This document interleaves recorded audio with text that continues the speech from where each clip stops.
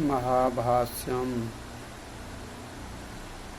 चत्वारि श्रृंगा त्रयो अस्पादा द्वे शीर्षे सप्तहस्तासो अस्य त्रिधाबद्धो वृषभो रोरवीति महोदेवो मर्त्यान् आविवेश इति व्याख्यां कुरु।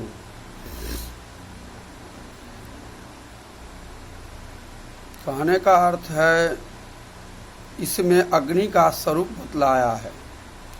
अग्नि का स्वरूप कैसा होता है? महाभाष्यकार ने यह व्याख्या किया है कि अग्नि का स्वरूप इस प्रकार होता है। चत्वारि श्रृंगा, उनके 4 सिंह होते हैं। पद में लिखित हुआ है कैसे? नाम आख्यातोपसर्ग निपाताश्च। नाम, आख्यात, उपसर्ग और निपात, ये 4 प्रकार के होते हैं।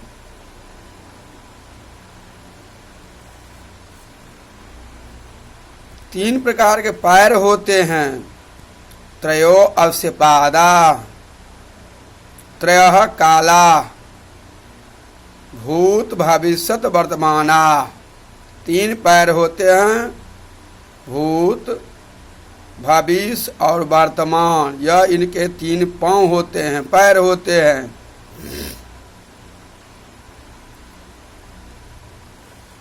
त्रयो अस्पादा, 2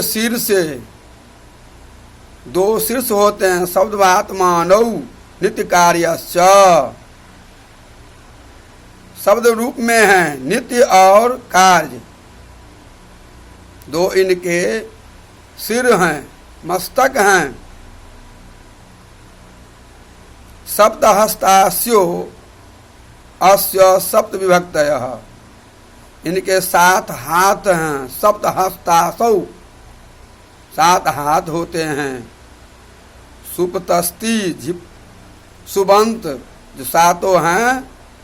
सु औजस, अम और सस, टाभ्याम भिस, नेभ्याम भ्यस, नसभ्यास भस, नस ओस आम, नी ओ सुप। ये 7 विभक्ति इनके हाथ हैं। प्रथमा विभक्ति, द्वितीया विभक्ति, तृतीया विभक्ति, चतुर्थी विभक्ति, पंचमी विभक्ति, सप्तमी विभक्ति। ये 7 इनके हाथ हैं। इसे सप्तहस्तासो। त्रिधाबद्ध, 3 प्रकार के घेरे से बंधे हुए हैं।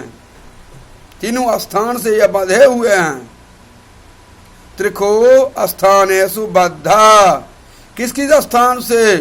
उरसी, कंठे, शिरसीति। यह 3 स्थानों से बंधे हुए हैं। उर मने हृदय, कंठ और सिर, ये तीनों प्रकार से बंधे हुए हैं। वृषभो वर्षनाद रोरवीति शब्दम करोति, बंधने के बाद यह शब्द रूप उच्चारित होते हैं।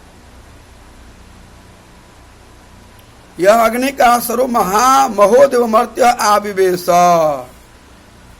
महान। यह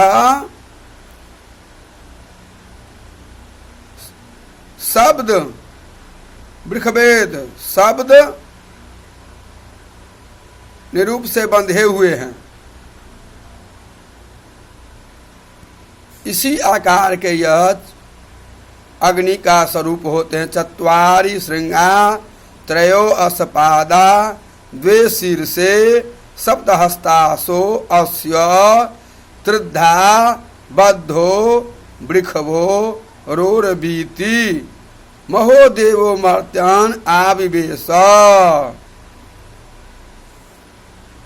चत्वारि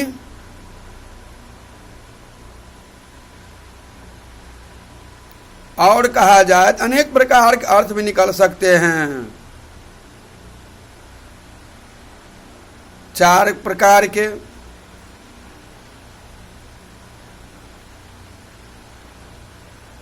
धर्म, अर्थ, मोक्ष, काम, यह भी कह सकते हैं।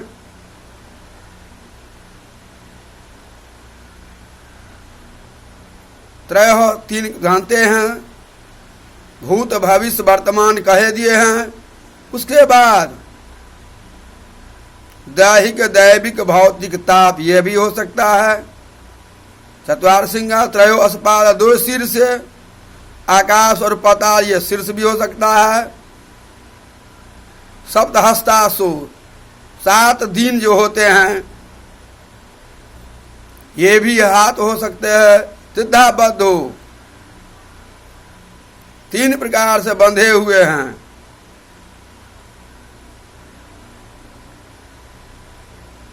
आदि, अंत और मध्य, यह 3 हो सकते हैं।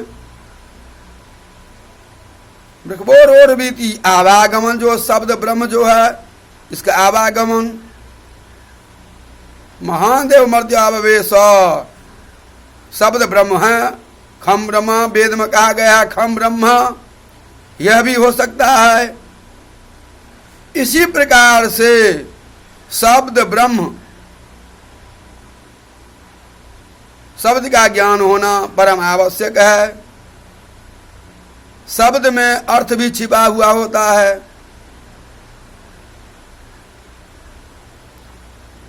जब स्फुरना जगती है, उसी से उच्चारण होता है। बिना स्फुरना से उच्चारण नहीं हो सकता है। स्फुरना जगती है कंठ से, कंठ से स्फुरना जगता है, हृदय से निकलता है। स्फुरना जगती है हृदय से, निकलता है कंठ में आता है, उसके बाद मुखारबिंद से उच्चारण होता है। यही शब्द रूप का अर्थ होता है। अनेक प्रकार से इसका अर्थ हम कर सकते हैं। कोई एक ही अर्थ होगा इसका बात ये मतलब नहीं यही अर्थ होगा। यह भी अर्थ हो सकता है। यह अर्थ तो है, लेकिन यह भी अर्थ हो सकता है, होता है। एक शब्द का अनेक अर्थ होते हैं, ये भी कारण है, साधारण बात नहीं है। यह व्याख्या अत्यधिक सुलभ है, कहने का योग है।